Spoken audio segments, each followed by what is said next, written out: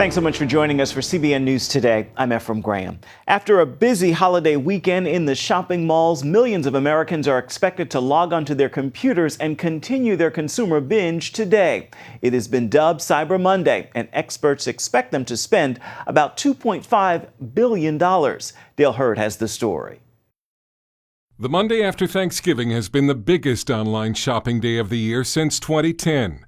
Many consumers actually started their online shopping for holiday deals before Thanksgiving and haven't slowed down. Shopping guru Mark Elwood. Cyber Monday is an amazing day to shop online, but it's not the only day anymore. It's really a cyber month of deals, and I think Cyber Monday is the summit. Cyber Monday could take on added importance this holiday season after a Thanksgiving weekend that saw fewer shoppers and lower spending than last year.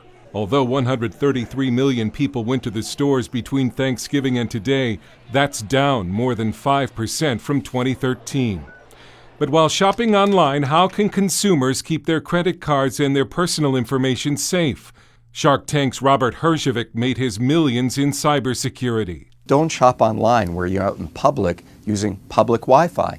It's public Wi-Fi. Everybody has access to it. Next, stick to well-known credible retailers. And before you click purchase, always make sure the site's verified. Look for an appropriate symbol like VeriSign or Verified by Visa. And then third, always check your statements.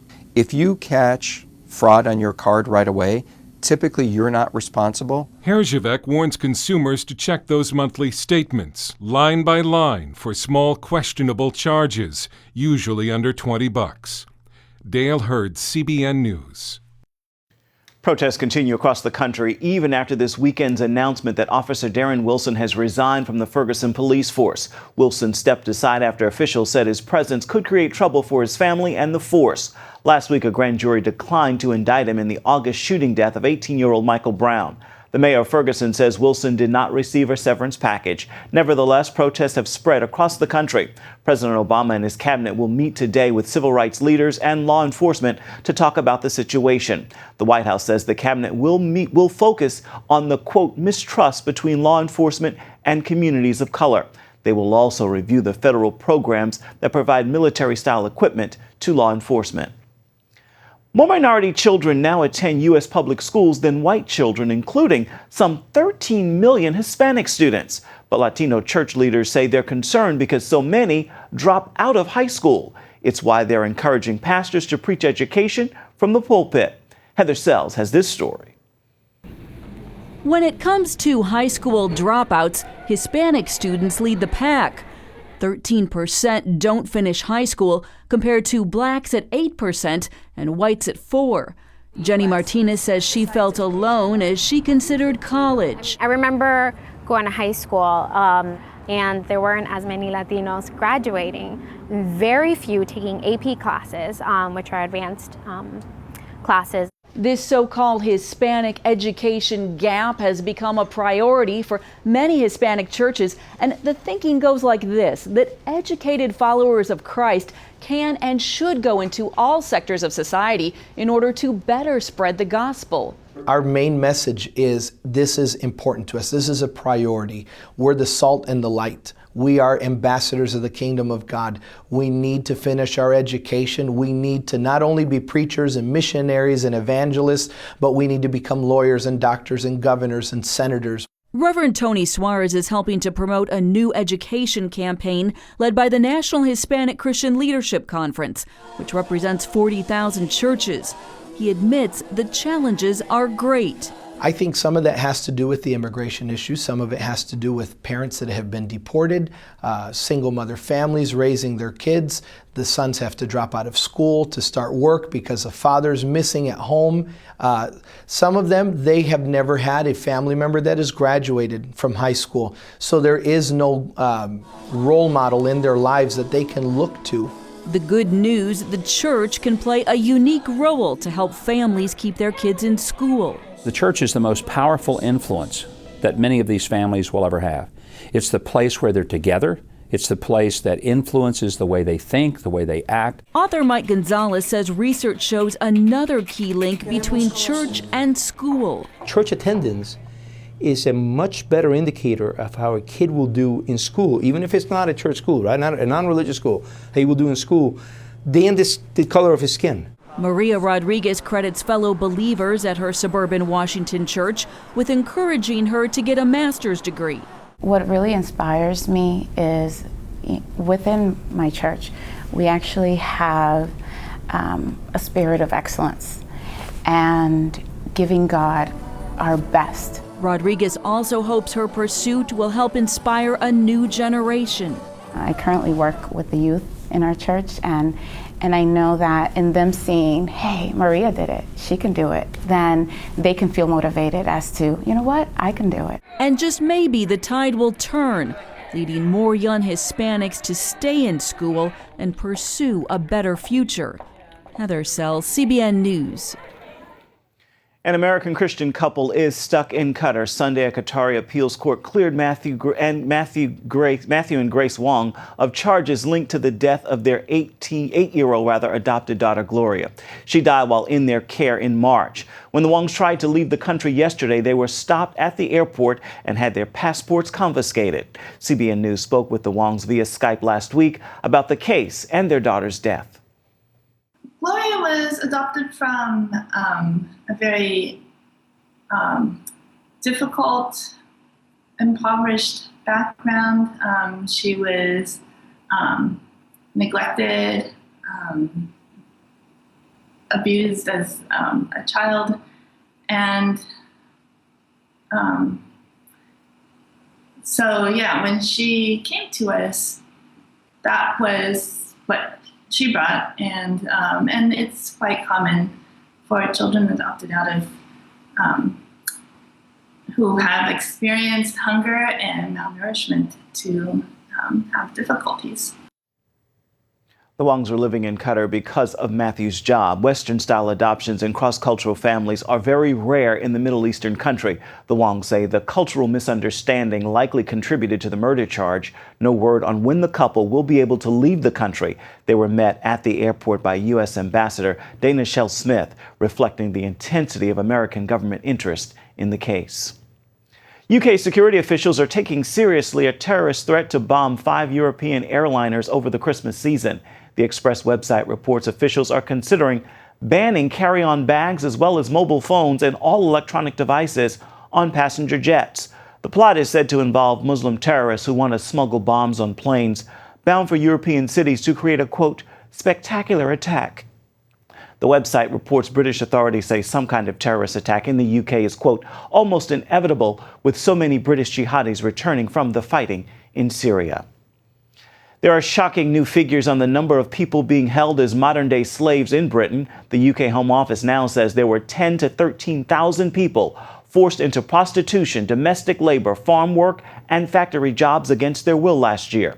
That's a significant increase from the National Crime Agency's Human Trafficking Center's previous report of fewer than 3,000.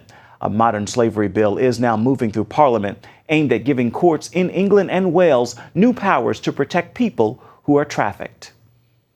Police and protesters are clashing in Hong Kong. Take a look at this video. It's showing police charging down the street to confront the pro-democracy demonstrators. Police used batons, shields, and pepper spray to remove protesters from a bridge. The protesters blocked traffic and tried to surround government headquarters, escalating their 2-month-long campaign against Chinese control. The protesters have been wearing surgical masks, hard hats, and safety goggles for protection.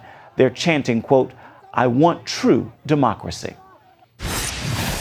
Coming up, the refugee crisis that no one remembers, the hundreds of thousands of Jews who were booted out of Arab nations after the founding of the State of Israel.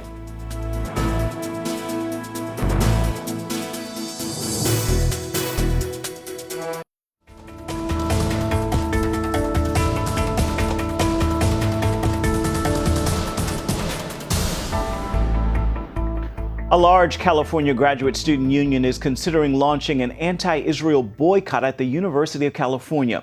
The local chapter of the United Auto Workers Union is made up of about 12,000 graduate student employees. They're planning to vote Thursday on the boycott. The American Center for Law and Justice reports the union is also calling on their members to teach anti-Israel propaganda in the classroom. The ACLJ is urging them to reject the boycott, calling it discriminatory and disgraceful. Last month, the ACLJ convinced the American Studies Association to drop similar plans for an anti-Israel boycott. Israel commemorated the mass expulsion of Jews from Arab lands on Sunday. Hundreds of thousands of Jewish refugees were expelled from 11 countries as a result of the rebirth of the State of Israel in 1948. But their story is rarely heard. Israeli President Reuven Rivlin said that wrong needs to be righted by telling the story at home and abroad. CBN News Middle East Bureau Chief Chris Mitchell has the story. For thousands of years, Jewish communities thrived throughout the Middle East. But all that changed in 1948 when Muslim nations reacted violently to Israel's birth. Jews of Middle Eastern and North African descent, almost 900,000 of these Jews were exiled forcibly from their homes throughout the Middle East and North Africa when the State of Israel was founded. After the 1967 Six-Day War, another wave of persecution hit and forced most of the remaining Jews to leave 11 Middle Eastern and North African countries. Linda Munichen became one of those refugees. Nobody would want anything with the Jews, especially with the incitement going on the radio in the mosques. So we were labeled like the fifth column. Also, more constraints were put, like you couldn't take out from your own account from the bank more than 100 dinars a month. In 1970, Munichen and her brother left Baghdad for Israel, keeping their flight secret from their father, a prominent lawyer. We didn't even kiss goodbye because I thought we'll meet one day. Anyway, I had to run away through Iran. They escaped into the unknown. I was disguised like an Arab when I looked, and my brother bought a very old coat. It was very cold winter. And to our big luck, everything went smoothly because at the time Jews were not allowed to be away from home more than 80 or 100 kilometers. Examples like this happened all across the Middle East. Expulsions, seizure of property, and murder of the Jews. In the aftermath of the Six-Day War in 1967, the mob in Libya, especially in Tripoli and Benghazi, took to the streets and started burning the homes of Jewish people and ransacking our warehouses. And my father's warehouse was burned. And then they came along and started pouring gasoline around my house. And a Muslim neighbor came down from the building and convinced the mob that the Jewish family wasn't living there anymore. And of course, he saved our lives. American Gina Waldman started Jamina, Jews indigenous to the Middle East and North Africa. And I always felt that there was a sense of injustice, that even though we really made a good life for ourselves in whichever country hosted us, nonetheless, we were never recognized for the wrongs that were done to us. 2/3 of the Jewish refugees resettled in Israel and the rest in other Western countries. Waldman and Munichen both say they were traumatized. Munichen says there's a message for the Western world today. 850,000 Jews were expelled or forced to leave or persecuted from Arab countries. And when we try to overlook these issues, they come again in a different way. So now it's the turn of the Christians who are being killed, shot, and we cannot see any effective action from the West. For Israel, sharing the saga of Jewish refugees is part of gaining international recognition for their sufferings. And we say, well, there are two sets of refugees. There are Jewish refugees and there are Arab refugees, and both sides should be compensated together. Chris Mitchell, CBN News, Jerusalem. Up next, a 16-year-old who was paying attention to her cell phone and not to the road. Hear this survivor share her life-saving message.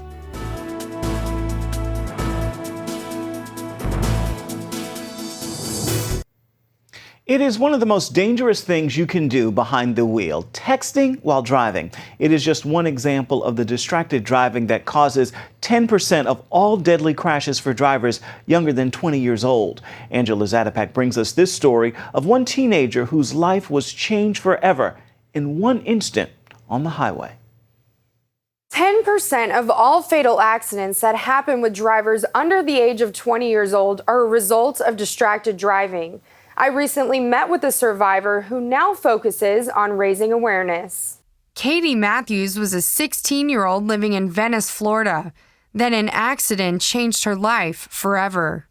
It was a friend of mine's birthday party, and it was the type of party that my mother wouldn't let me go to, with drinking and late at night. So I called her and I lied to her. We both thought, driving on the interstate at night, what the chances of anything happening? Katie's friend driving the car that night had only had her license for a few months. The girls were on their way to a party using their cell phone on speaker to get directions. Now, you wouldn't think that's distracting, but it was. Her friend realized she was about to miss their exit when she overcorrected the wheel, flipping the car 4 times. As a parent, your worst nightmare is having the police officer come to your front door at 11:30 at night and let you know that your child is in a serious car accident. In this case, actually, Katie was the worst of the two. When the roof collapsed on my head, it broke my C6, C7 vertebrae, which means I'm now quadriplegic. We were very blessed because off-duty paramedics happened to be driving the opposite direction, saw the whole thing, and got on us right away and saved my life. Katie's friend survived the crash, suffering only a broken leg. Katie spent 5 weeks in the ICU, where 2 of which she spent in a coma. When she woke up, she couldn't remember her friends, family, or the last 3 years of her life, still believing she was 13 years old. So I didn't believe my family was my family. I didn't believe they were who they said they were. I didn't believe the doctors were helping me. I actually thought that they were making me broken like I was. I thought I literally was in some form of hell. My brain just couldn't comprehend what happened. It took a long time for me to finally realize that this is my life. I started going into a depression, and I started just saying, how could this be my life? How could God have let this happen to me? And I became very angry with anything that contributed to the accident that I was in. Facing life in a wheelchair, Katie and her mother, Shelley, decided they had 2 choices. My mom and I had a heart-to-heart one night, and she just let me know, what's in the past is in the past. You cannot change that. You've got to let go of your expectations of what could have been and what you wanted for the past and start living the life that God has intended for you. Determined to live a full life despite her injury, Katie met with Donna Marini, a quadriplegic who helps other victims develop independence. Well, it helps to go out and get back out into the community and see people and do things. Donna then connected Katie with Jim Strouser. Neurorestorative is a rehabilitation facility for brain and spinal cord, traumatic brain and spinal cord facility. So I worked with Katie a lot. You got to think outside the box. Katie's got many, many things adapted in her home that allows her to be independent, and she's been creative. Katie showed us her home, introducing us to family and her service dog, Cowboy. She demonstrated just how out of the box her thinking has become. Yes, give it. Good. Oh my gosh. I've created this room to become my pantry. Katie is unable to move her hands, so she uses upper body strength and her mouth to perform a variety of tasks. These are just a couple of simple things that we did by placing like a rubber band around there with like a zip tie. It allowed her to be able to grab a hold of it, pick it up. Her toothbrush was adapted with a special ADL cuff so that she's able to put it on her hand and hold it. Eyeliner and different things adapted, but she's progressed to a point where now she can do it by holding it in a different manner. Since Katie's accident, distracted driving has only gotten worse. Now it's not just sending a text message. It can be anything from either grooming your hair or changing the radio station. More than 1 million accidents happen per year involving a cell phone. That's why today Katie uses her platform to to plead with other teens to just put the cell phone away. This is what I'm supposed to be doing. I was in that crash that altered my life forever so that I can share with others so that they don't make the same mistake. So that, because I am so lucky to still be alive. It's the motivation that she brings, and I see, the hand of God and those things, and what she's able to accomplish more than anything. That to me is very rewarding as a brother to see that of your older sister. Today, Katie speaks to different groups about the dangers of distracted driving. For more on her story, visit cbnnews.com. I'm Angela Zatopek, CBN News. It's a lesson we can never learn too often. Stay with us. We'll be right back.